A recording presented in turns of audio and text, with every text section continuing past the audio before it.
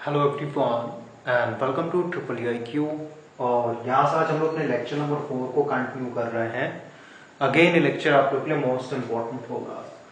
Lecture number 3 में हम लोगों ने डिस्ट्रीब्यूटेड वाइंडिंग के कॉन्सेप्ट को स्टार्ट किया था और हम लोगों ने एक स्टेटर को लेकर के, यहाँ पे स्टेटर का मतलब है कि हम लोग सिंक्रोनस मशीन और इंडक्शन मशीन के स्टेटर की बात कर रहे हैं और उसमें भी कौन सा 3 फेज को लेकर के। ओके, रोटर का भी कोई भी चीज स्टार्ट नहीं हुआ है, रोटर को हम लोग बाद में देखेंगे, पहले हम लोग स्टेटर कवर कर रहे हैं।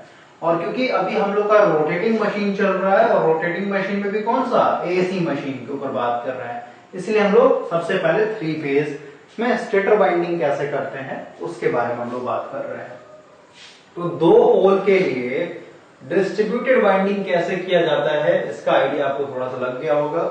और एक और वाइंडिंग होता है भाई कंसंट्रेटेड वाइंडिंग। तो सबसे पहले हम लोग डिस्ट्रीब्यूटेड वाइंडिंग को कवर करेंगे, फिर हम लोग कंसंट्रेटेड वाइंडिंग को कवर कर लेंगे। उसके बाद फिर इन दोनों में क्या डिफरेंस होता है, किसका क्या एडवांटेज है, किसका क्या डिसएडवांटेज है, उसके ऊपर बात करेंगे। ओके, तो अभी हम लोग सबसे पहले 4 पोल के लिए डिजाइन करते हैं। तो अगेन आप इमेजिन कीजिए कि अभी आप मार्केट गए हुए हैं और मार्केट से अगेन आपने स्टेटर खरीद के लाया है और ये जो स्टेटर है भाई अगेन 24 स्लॉट का है। ओके, 24 स्लॉट 36 स्लॉट कितना भी आप मान करके चल सकते हैं यहाँ पे। तो 24 स्लॉट का बनाना मेरे लिए इजी होगा, इसलिए मैं यहाँ पे 24 स्लॉट लेके चल रहा हूँ। ऐसे 36 स्लॉट पे भी हम लोग एक वीडियो दे देंगे। तो सबसे पहले हम लोग यहाँ पे स्टेटर बनाते हैं। ये हो गया आपका स्टेटर और इस पे हम लोग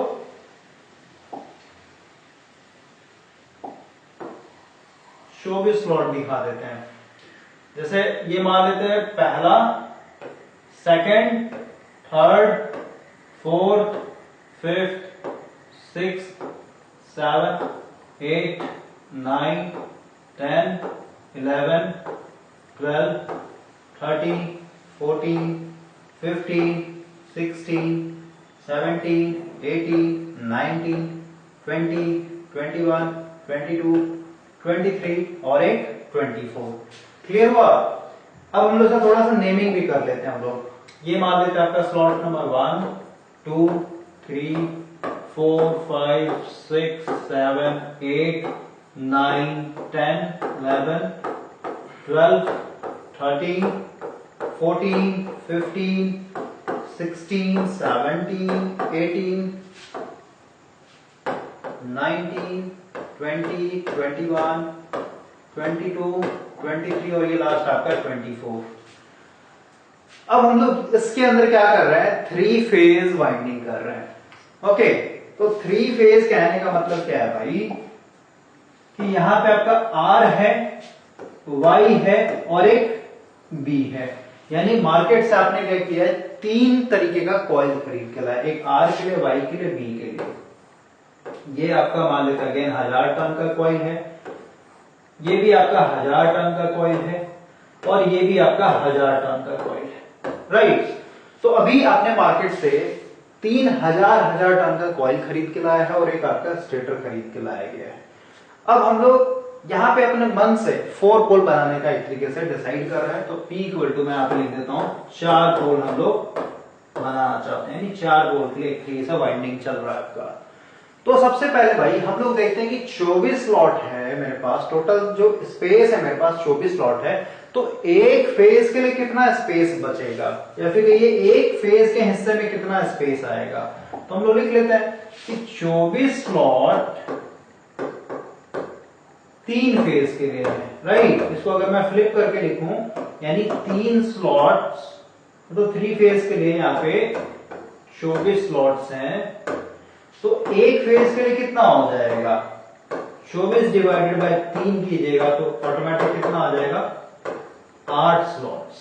क्लियर, यानी एक फेज के लिए 8 स्लॉट है, यानी R फेज को अगर डालना है 8 स्लॉट में इसको डिस्ट्रीब्यूट करके डालना है। Y के लिए भी 8, इसके लिए भी 8। ठीक है, तो इसको अगर 8 स्लॉट में डालना है तो सीधी सी बात है भाई, इसको हम लोग क्या करना पड़ेगा, ब्रेक डाउन करना पड़ेगा। कितने कॉइल में, क्योंकि 8 स्लॉट है, इसका मतलब क्या 4 कॉइल मेरे को बनाना पड़ेगा, क्योंकि हर एक कॉइल का क्या होता है 2 कंडक्टर होता है, क्योंकि 2 कॉइल साइड होता है। तो 4 कॉइल होगा तो सीधी सी बात है 8 कॉइल साइड हो जाएगा। 8 कॉइल साइड क्या हो जाएगा, एक एक स्लॉट अपना ले लेगा, उसमें वो बैठ जाएगा, यानी फुल हो जाएगा 8 का 8 स्लॉट। तो अगेन हम लोग यहाँ पे 4 कॉइल बनाते हैं। ये मान लेते हैं आपका पहला कॉइल, ये आपका दूसरा कॉइल, ये आपका तीसरा कॉइल और ये आपका चौथा कॉइल। क्लियर हुआ? अब हम लोग यहां पे नेमिंग करते हैं। ये मान लेते हैं आपका A1, A1 dash, A2, A2 dash, A3, A3 dash, A4 और इधर हो जाएगा आपका A4 डैश। ये एक स्लॉट ले लेगा, ये एक स्लॉट ले लेगा, ये वाला एक स्लॉट, तो इस तरीके से 8 स्लॉट्स भर जाएंगे। अब अगर हम लोग टर्न्स की बात करें, जैसे ये 1000 टर्न का कॉइल था, ठीक है, तो 1000 टर्न को आपने 4 भाग में एक तरीके से बांट दिया बराबर बराबर, तो इसका मतलब क्या हुआ, ये भी आपका 250 टर्न, ये भी आपका 250 टर्न्स, ये भी आपका 250 टर्न्स और ये भी आपका 250 टर्न्स। क्लियर हो गया? यहां तक कोई दिक्कत नहीं होना चाहिए। अब हम लोग थोड़ा सा आगे बढ़ते हैं भाई। सबसे पहले हम लोग कंडक्टर नंबर A1 को एक तरीके से वाइंडिंग के अंदर डालते हैं। देखिए, मान लेते हैं स्लॉट नंबर 1 में मैंने यहां पे रख दिया A1, ठीक है। अब क्वेश्चन आता है भाई कि जो मेरा A2 होगा, ठीक है, वो कहां होगा, तीसरे नंबर में होगा, चौथे में होगा, पांचवें में होगा। तो हम लोग को पता है कि हम लोग फुल पिच वाइंडिंग कर रहे हैं। अभी हम लोग भाई हमेशा फुल पिच लेकर के चलेंगे, ओके।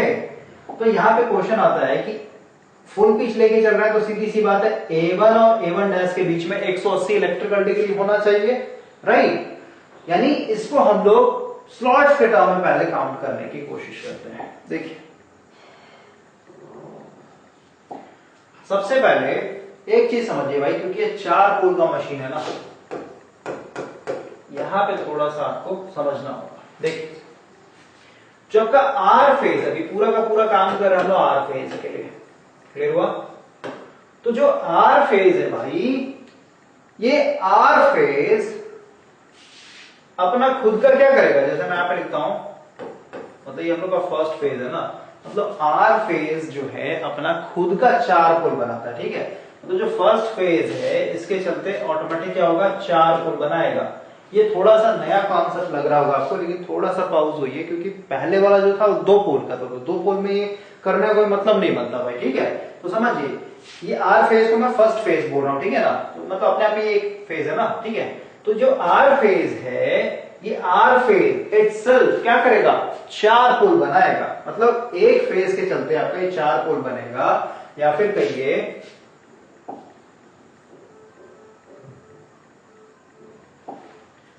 यहां पे जो 8 स्लॉट का स्पेस है, ठीक है, 8 स्लॉट का स्पेस जो दिया गया है, इससे 4 पोल बनेंगे। क्लियर हुआ? मतलब ये जो आर फेज है ये इटसेल्फ अपना 4 पोल बनाएगा। कितने स्लॉट्स के अंदर में, 8 स्लॉट्स के अंदर में। क्लियर हुआ? यानी इसको अगर मैं फ्लिप करके देखूं कि 4 पोल बनाने के लिए आर फेज के पास मात्र 8 स्लॉट का एरिया है, या फिर ये स्पेस है, तो एक पोल के लिए, ध्यान समझिए, एक पोल अगर इसको बनाना हो तो उसके लिए क्या करना होगा, 8 स्लॉट्स डिवाइडेड बाय हम लोग को यहाँ पे करना पड़ेगा 4, यानी आ जाएगा यहाँ पे 2 स्लॉट्स। क्लियर हुआ? यानी एक पोल जो इसका बनेगा वो 2 स्लॉट्स के अंदर में बनेगा, 2 स्लॉट्स का स्पेस लेगा। क्लियर हो जाएगा आपका, थोड़ा सा पेशेंस रखिए, समझिए। सबसे पहले हम लोग यहां पे आते हैं, ये इंपॉर्टेंट था भाई, ओके।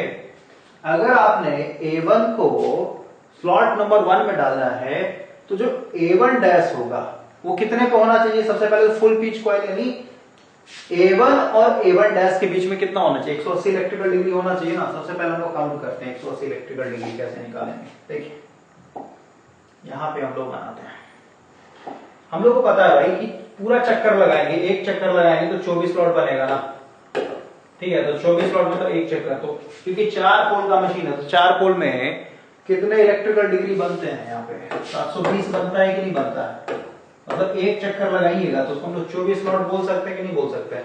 और 24 स्लॉट लगाने का मतलब क्या है, मतलब एक चक्कर लगाने का मतलब क्या है कि 720 इलेक्ट्रिकल डिग्री बनेगा, राइट। ये पता होना चाहिए, फार्मूला मैंने आपको याद करवाया था, ट्रिक भी याद करवाया था कि थीटा इलेक्ट्रिकल इक्वल टू क्या होता है। अगर आप 4 पोल के लिए कर रहे हैं तो उसको आप आधा कीजिए, यहाँ पे 2 गुना थीटा मैकेनिकल कीजिए। तो थीटा मैकेनिकल जब भी आप कीजिएगा किसी भी पोल मशीन के लिए तो हमेशा 360 ही होता है, तो यहाँ पे आप सीधे सीधे 360 से मल्टीप्लाई कीजिएगा तो ऑटोमेटिक कितना आ जाएगा 720 इलेक्ट्रिकल डिग्री आ जाएगा। क्लियर हुआ। और वही अगर मैं फॉर्मूला लिख दूं, डायरेक्ट फॉर्मूला ही आपको याद करवा दूं, तो फॉर्मूला क्या होता है, थीटा इलेक्ट्रिकल इक्वल टू ये होता है आपका P/2 इनटू थीटा मैकेनिकल। और जब आप यहाँ पे P की जगह 4 रखेंगे तो ऑटोमेटिक कट के क्या हो जाएगा 2 गुना थीटा मैकेनिकल। वही तो किया हुआ है वहां पे डायरेक्ट, समझ रहे हैं। तो इसमें आपको कंफ्यूज नहीं होना है। वही चीज मैंने लिखा है कि 24 स्लॉट में 720 इलेक्ट्रिकल डिग्री, इसको थोड़ा सा फ्लिप करके लिखता हूं मैं, 720 थीटा इलेक्ट्रिकल मतलब 24 स्लॉट। क्लियर हुआ। तो एक इलेक्ट्रिकल डिग्री मतलब 24 डिवाइडेड बाय 720। तो हम लोग को निकालना है यहाँ पे 180, क्योंकि हम लोग यहाँ पे फुल पिच कॉइल कर रहे हैं।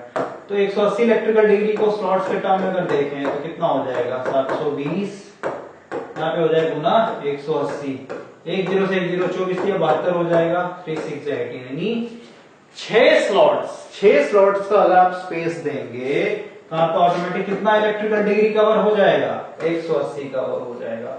और यहीं पे मैं 120 का भी निकाल लेता हूं भाई, क्योंकि हम लोग को 120 भी चाहिए ना, R और Y के बीच में 120 इलेक्ट्रिकल डिग्री का फेज शिफ्ट चाहिए ना, उसको भी हम लोग यहीं पे क्या करते हैं स्लॉट्स के टर्म में निकाल लेते हैं।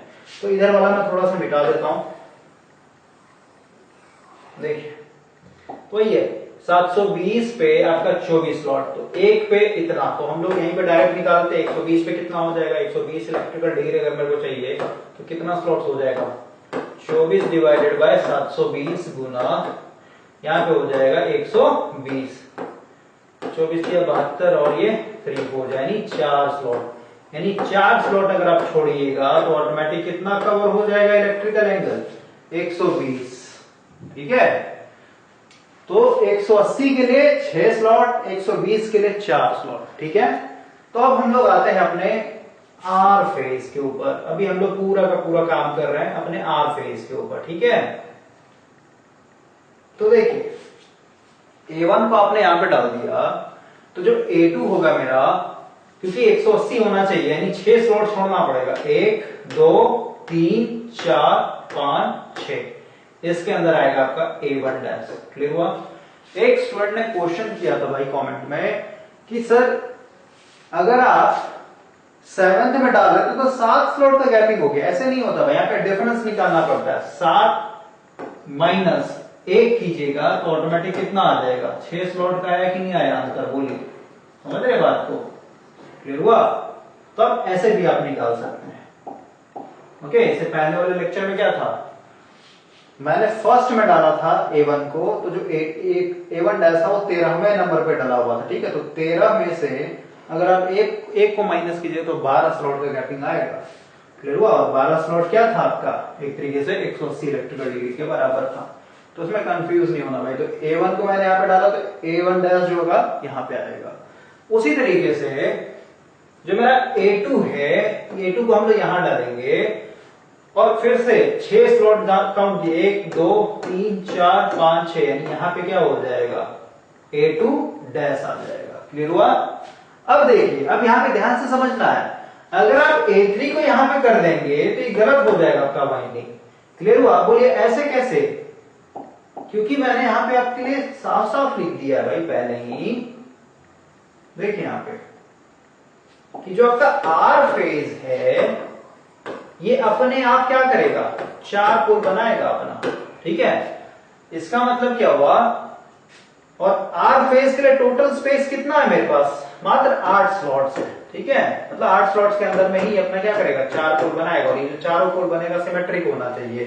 समझ गए। सिमेट्रिक क्या है, मतलब इधर नॉर्थ, फिर इधर मेरा साउथ, फिर इधर मेरा नॉर्थ, फिर इधर मेरा साउथ, ऐसे बनना चाहिए सिमेट्रिक पूरे बराबर बराबर एरिया में। ठीक है। तो वही चीज मैंने किया भाई कि 4 पोल बनाने के लिए मेरे पास मात्र 8 स्लॉट्स थे, ठीक है, आर फेज के लिए। तो एक पोल बनाना होगा तो कितना आ जाएगा, 8 डिवाइडेड बाय 4, यानी यहाँ पे आ जाएगा 2 स्लॉट्स। मतलब 2 स्लॉट्स में एक पोल मेरा बनना चाहिए। क्लियर हुआ? तो यहां पे आते हैं, यहां पे आप देखिए ऑलरेडी मैंने यहाँ पे भाई 2 स्लॉट्स भर दिए, ये 2 स्लॉट्स भर चुका है। इसका मतलब क्या हुआ कि अब यहाँ पे हम लोग नहीं डालेंगे 3 को कभी भी, क्योंकि हम लोग यहाँ पे कैलकुलेशन क्या आ रहा है कि एक पोल बनने के लिए सिर्फ 2 स्लॉट चाहिए हम लोग का, ठीक है। तो एक ये बन गया पोल, एक ये बन जाएगा, ओके। और अभी भी क्या है, 4 स्लॉट ही भरा ना, 1 2 और ये 2, 4 स्लॉट और गैपिंग है एक तरीके से, ओके। तो हम लोगों ने देखा कि अगर ये मेरा नॉर्थ बन रहा है, मतलब इसमें करंट क्रॉस है तो इसमें डॉट जाएगा, सीधी सी बात है।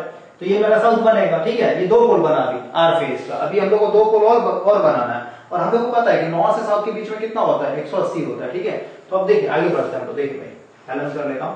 अब हम लोग कौन सा है, A2 को डालते हैं, A3 को डालते हैं, ठीक है। तो A3 को हम लोग कैसे काउंट करेंगे, A3 कहने का मतलब क्या, A3 कहने का मतलब क्या, वो मेरा तीसरा पोल, ठीक है। यहां से काउंट कीजिए, पोल के बीच में कितना गैपिंग होता है, 180 होता है ना, तो 180 के लिए 6, यानी 1 2 3 4 5 6, यानी यहां पे आ जाएगा आपका A3।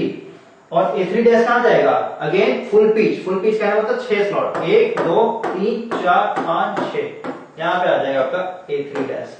उसी तरीके से A4, तो यहां से काउंट करते हैं, ठीक है, क्योंकि यहां से स्टार्ट होगा ना, यानी A4 आपको 1 2 3 4 5 6, यानी यहां पे आएगा आपका A4 और यहां पे आ जाएगा आपका A4 डैश। क्लियर हुआ? तो देखिए ये हो जाएगा आपका नॉर्थ और ये हो जाएगा आपका साउथ, किसके चलते, आर फेज के चलते। क्लियर हुआ? 2 पोल में झमेला नहीं था भाई, 2 पोल में ऐसा कोई कॉम्प्लिकेशन नहीं था, उस पर भी हम लोग बात कर लेंगे, ठीक है। पहले सीखिए, लास्ट में आपको बता दूंगा। तो हम लोगों ने 2 स्लॉट्स और 2 स्लॉट्स पूरा भर गया, 8 स्लॉट भर गया, यानी आर फेज पूरा का पूरा खत्म हो गया इसका कहानी। अब इसी तरीके से वाई फेज के लिए भी करेंगे। तो सीधी सी बात है, आर से जब आप वाई पे शिफ्ट हो रहे हैं तो कितना का गैपिंग होना चाहिए, 120 का। और 120 का भी जस्ट निकाला आप लोगों ने कि 4 स्लॉट का एक तरीके से छोड़ना पड़ेगा। भाई यहां से हम लोगों ने स्टार्ट किया था ना वाइंडिंग A1 के लिए, तो V1 कहां होगा, 1 2 3 4, यानी इसमें होगा V1। 4 जैसी छोड़ा, इसका मतलब क्या कि 120 का इसमें फेज शिफ्ट आ गया इलेक्ट्रिकल। तो B1 यहां पे डाला, तो B1 डैश कितना होगा, फुल पिच कॉइल कर रहा है, B1 डैश कितना होना चाहिए, 6 स्लॉट के बाद, यानी 1 2 3 4 5 6, यानी यहां पे आ जाएगा आपका B1 डैश। उसी तरीके से B2, तो यहां से A2 से काउंट करेंगे, नेमिंग B2 चल रहा है तो A2 से काउंट करेंगे, 1 2 3 4, क्योंकि 120 का रखना है इसलिए 4 ही गिन रहा हूं मैं यहाँ पे। तो हो जाएगा B2, तो B2 डैश कितने पे, क्योंकि फुल पिच करना 6 स्लॉट, 1 2 3 4 5 6, यहाँ पे आ जाएगा आपका V2 डैश। क्लियर हुआ? तो ये एक इसका अपना पोल बनेगा और एक ये वाला इसका पोल बनेगा। क्लियर हुआ? अब हम लोग B3 के लिए देखते हैं, तो अगेन यहां से काउंट करते हैं, यानी भाई यही है कि इसका एक पोल यहाँ पे बनेगा नॉर्थ, तो ये इसका साउथ बनेगा, तो इसका फिर से आगे नॉर्थ साउथ मिलना चाहिए ना। तो सीधी सी बात है, अगला पोल क्या होगा, पोल के बीच में कितना होना चाहिए, 180 इलेक्ट्रिकल डिग्री होना चाहिए ना। 180 के लिए क्या करना पड़ेगा, 6 स्लॉट गिनना पड़ेगा, यहां से आगे चल रहा है, 1 2 3 4 5 6, यानी यहाँ पे आ जाएगा क्या B3। तो B3 डैश कितने पे होगा, 180, यानी 6 स्लॉट, 1 2 3 4 5 6, यानी यहाँ पे हो जाएगा आपका B3 डैश। उसी तरीके से यहां से काउंट कीजिए B4 के लिए, 1 2 3 4 5 6, यानी यहाँ पे आ जाएगा आपका B4, तो यहाँ पे आ जाएगा आपका B4 डैश। क्लियर हुआ? तो ये हो गया आपका B फेज के लिए, यानी वाई फेज के लिए नॉर्थ पोल, साउथ पोल, फिर यहाँ पे आपका एक नॉर्थ पोल और फिर आपका ये साउथ पोल, यानी ये भी अपना मतलब हर एक फेज जो होता है भाई 4-4 पोल बनाएगा अपने आप में, ये इसका कहने का मतलब है। अब हम लोग बी फेज पे आते हैं, तो बी फेज के लिए अगर हम लोग ए से देखेंगे, अगर हम लोग आर से देखेंगे बी को, तो कितना का गैपिंग होना चाहिए, 240 का गैपिंग होना चाहिए।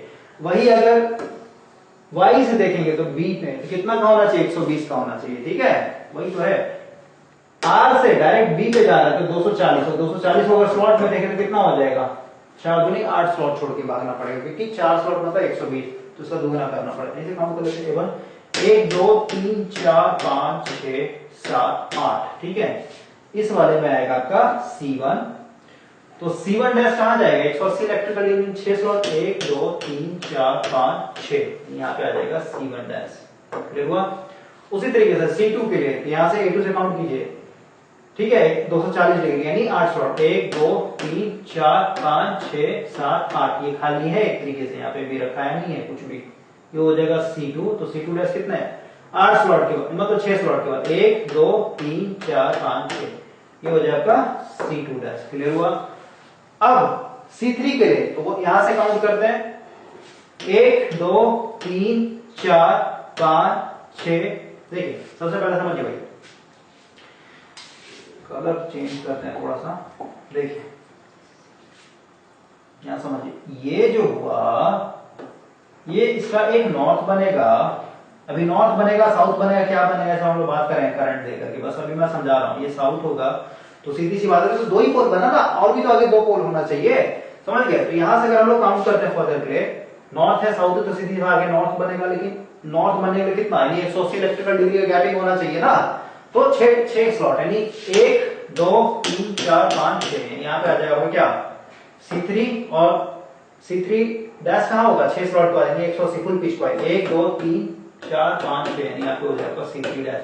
उसी तरीके से अगर हमने यहाँ से देखें, यहाँ से C4 के लिए 1 2 3 4 5 6, ठीक है, C4, और यहाँ पे आ जाएगा ऑटोमेटिक 6 स्लॉट काउंट कर लीजिए, 1 2 3 4 5 6, C4 डैश, क्लियर हुआ।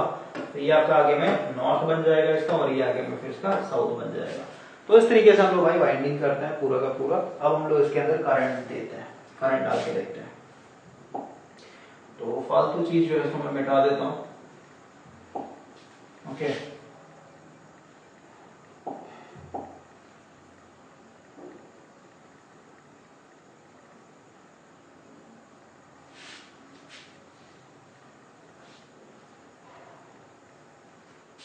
देखिए इसको भी मिटाई देते हैं हम लोग इस साइड में भी,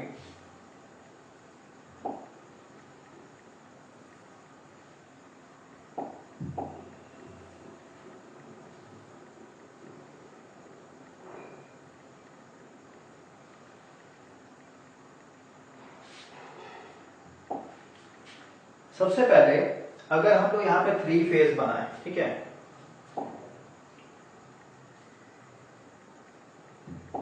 देखिए अगर यहाँ पे हम लोग 3 फेज सप्लाई बनाए,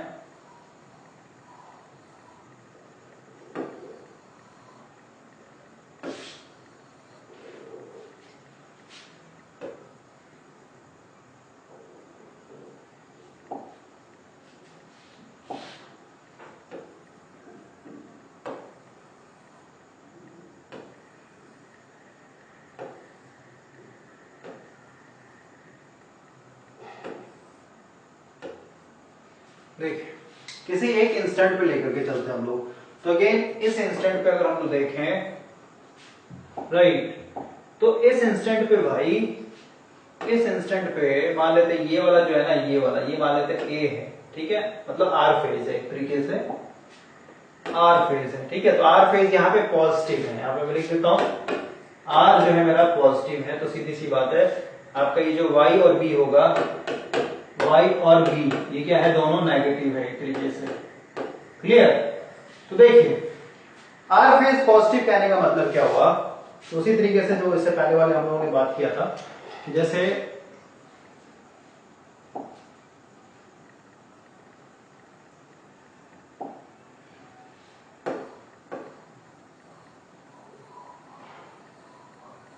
ओके, इस तरीके से आप इमेजिन कीजिए, और भी उधर आपका एक कॉइल है, तो इसमें अगर ऊपर जा रहा है तो इसमें नीचे, ठीक है, ये क्या होगा A1 डैश, ठीक है, A2 डैश, A3 डैश, उसी तरीके से A4 डैश, ठीक है। तो इसमें देख रहे हैं करंट ऊपर, इसमें नीचे, फिर ऊपर, फिर नीचे। तो ऊपर वाले को मैं यहाँ पे डॉट दिखाऊंगा भाई, ठीक है। मान लेते हैं कि जो A1 है, देखिए जो A1 है इसमें मैं ऊपर दिखा रहा नहीं, क्रॉस हो जाएगा, ठीक है। A2 में भी क्रॉस हो जाएगा, क्लियर हो गया। लेकिन जो A1 डैश और A2 डैश उसमें क्या होना चाहिए, करंट नीचे की तरफ डाउन है, ठीक है, यानी इसमें डॉट दिखा देता हूं इस तरीके से, क्लियर हुआ। उसी तरीके से जो आपका A3, तो A3 में क्रॉस हो जाएगा, इसमें भी क्रॉस हो जाएगा, और बाकी जो है A3 डैश और A4 डैश उसमें आपका डॉट हो जाएगा क्योंकि करंट नीचे की तरफ जा रहा है, क्लियर हो गया। Cross dot cross dot, clear हुआ। अल्टरनेट चल रहा है कि नहीं चल रहा है, देखिए क्रॉस है इसका मतलब क्या, ये क्लॉकवाइज डायरेक्शन, मतलब यहाँ पे नॉर्थ होगा तो सीधी से यहाँ पे डॉट है, मतलब क्या अपोजिट पोलरिटी का साउथ बनेगा, ठीक है, यहाँ पे फिर अपोजिट, ठीक है, इस तरीके से समझिए आप। अब हम लोग आते हैं आर का तो हो गया, अब हम लोग आते हैं वाई पे। तो वाई क्योंकि नेगेटिव है भाई, वाई मेरा एक तरीके से यहाँ पे नेगेटिव है, तो सीधी सी बात है अगर मैंने A1 A2 को क्रॉस से दिखाया है तो यहाँ पे मेरे को B1 और B2 को क्या दिखाना पड़ेगा, डॉट से दिखाना पड़ेगा, इसको डॉट इसको भी डॉट, ठीक है, और जो B1 और B1 डैश और B2 डैश होगा इसको हम लोग को क्रॉस से दिखाना पड़ेगा, ठीक है, अपोजिट चलता है एक तरीके से, ओके।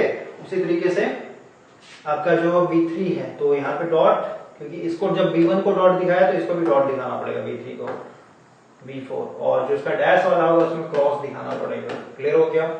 और यही सेम चीज आपका आर वाई बी, बी भी आपका नेगेटिव में है तो बी पे आते हैं आर वाई बी, यानी यहाँ पे हम लोग सीधे सीधे किसके ऊपर बात कर रहे हैं, सी वाले कॉइल के ऊपर बात कर रहे हैं, ठीक है, बी मतलब सी वाले कॉइल पे। तो देखिए A1 को अगर मैंने क्रॉस दिखाया है तो C1 C2 को मेरे को डॉट दिखाना पड़ेगा क्योंकि उल्टा है, समझ रहे बात को, करंट उल्टा है इसमें, और ये जो डैश वाला C1 और C2 डैश इसमें हम लोग को क्रॉस दिखाना पड़ेगा। अगेन C3 C4 अगर यहाँ पे क्रॉस है तो इसमें को डॉट दिखाना पड़ेगा, और इसमें फिर मेरे को क्रॉस दिखाना पड़ेगा, क्लियर हुआ। तो अब देखिए भाई, अब हम लोग का सारा पोलैरिटी मार्किंग हो गया यहाँ पे, राइट। आई थिंक कहीं पे हम लोगों ने गलत किया है भाई, जैसे अगर आप देखें, देखिए वो पता चल जाए कहां पे हम लोगों ने गलत किया है, लेकिन अभी समझिए मैं क्या बोल रहा हूं। यहां से अगर आप देखें, ठीक है, यहां से अगर आप देखें, थोड़ा हम मोटा कर लेते हैं पेन को, यहां से अगर आप देखें पूरा का पूरा, ये पूरा का पूरा क्या है, डॉट है, देख रहे हैं, और दो स्लॉट देखिए, सी का भी आ रहा है, ए का भी आ रहा है, बी का भी आ रहा है, समझ रहे बात को, यानी ये सब आपस में कंबाइन होकर के ओवरऑल एक पोल बनाएगा ये अपना, ठीक है। उसी तरीके से अगर हम लोग यहां पे देखें, यहां से देखें, इस वाले से देखें, इस वाले से यहां तक का जो एरिया है, ठीक है, 2 2 4 2 6 आ गया ना यहाँ पे, इसमें पूरा क्रॉस है, ठीक है, तो ये अपना एक पोल बनाएगा।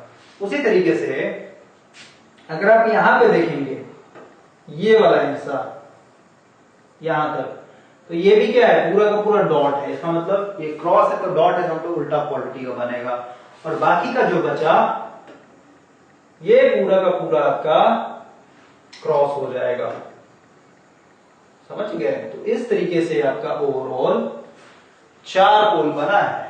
इसको अगर मैं डॉट पे यहां पे अगर नॉर्थ से दिखा रहा हूं तो ये मेरा साउथ हो जाएगा, कलर ही चेंज कर लेते हैं हम लोग भाई, देखिए ग्रीन कलर लेता हूं, ये पूरा नॉर्थ हो रहा है अगर, तो ये मेरा साउथ बनेगा, ये अगेन नॉर्थ बनेगा, और ये अगेन मेरा साउथ बनेगा, क्लियर हुआ। ये आपको समझ में आ जाना चाहिए कैसे कैसे हम लोग यहाँ पे एक तरीके से, मतलब 4 ये जो तीनों फेज है ना, ये तीनों फेज का योगदान होता है ये सब पोल बनाने में, क्लियर हुआ। तो आई होप कि ये क्लियर हो जाना चाहिए। और डिस्ट्रीब्यूटेड इसलिए बोलते हैं भाई क्योंकि हम लोगों ने 3 मेन कॉइल को, ठीक है, स्टार्टिंग में आते हैं हम लोग भाई, हम लोग के पास जो मेन कॉइल था ना, बाजार से जो 3 कॉइल लेकर के आए थे हम लोग, उसको क्या कर दिया हम लोगों ने, ये आपका आर था, ये आपका वाई था, और ये आपका बी था, हजार टर्न। तो हम लोगों ने डायरेक्ट इसको नहीं डाल दिया स्टेटर में, इसको हम लोगों ने ओपन किया, फिर पूरा डिस्ट्रीब्यूट कर दिया, ठीक है। तो डिस्ट्रीब्यूटेड वाइंडिंग में क्या होता है कि पूरा का पूरा जो स्टेटर का आपका स्पेस है, पूरा का पूरा स्टेटर का जो स्पेस है ये यूटिलाइज हो जाता है। ठीक है, utilisation of stator space is completely done here. Okay ना, यहाँ पे पूरा का पूरा एक तरीके से यूटिलाइज हो जा रहा है। लेकिन भाई कॉन्सेंट्रेटेड बाइंडिंग में आपका पूरा पूरा यूटिलाइज नहीं होता भाई, उस पर हम लोग बात करेंगे नेक्स्ट लेक्चर में। तो आई होप कि ये क्लियर हो गया होगा। एक लेक्चर और मैं दे दूंगा जिसमें हम लोग 36 स्लॉट के ऊपर बात करेंगे और उसमें 6 पोल डिजाइन करने की कोशिश करेंगे हम लोग। तो आई होप ये समझ में आ जाना चाहिए आपको। उसके बाद हम लोग कंसंट्रेटेड बाइंडिंग के ऊपर आ जाएंगे। कुछ मैं होमवर्क भी दूंगा, कुछ क्वेश्चन, जैसे कि क्वेश्चन था, ठीक है, तो इस क्वेश्चन को कैसे हम लोग लिखेंगे ये तो मैंने बस अपने मर्जी से आपको बता दिया ताकि आपको प्रैक्टिकली फील हो। ये क्वेश्चन कुछ ऐसा दिया रहेगा आपके बुक में कि आपके पास एक स्टेटर है, ठीक है, 3 फेज का एक स्टेटर है, ठीक है, 4 पोल है, 24 स्लॉट्स है। ओके, बस इतना डाटा दिया रहेगा, आपको यहाँ पे वाइंडिंग कर लेना है। क्लियर हुआ? ठीक है, तो इस तरीके से हम लोग वाइंडिंग कर लेंगे और ये सब इजी है भाई, कुछ है नहीं है सब में। ओके।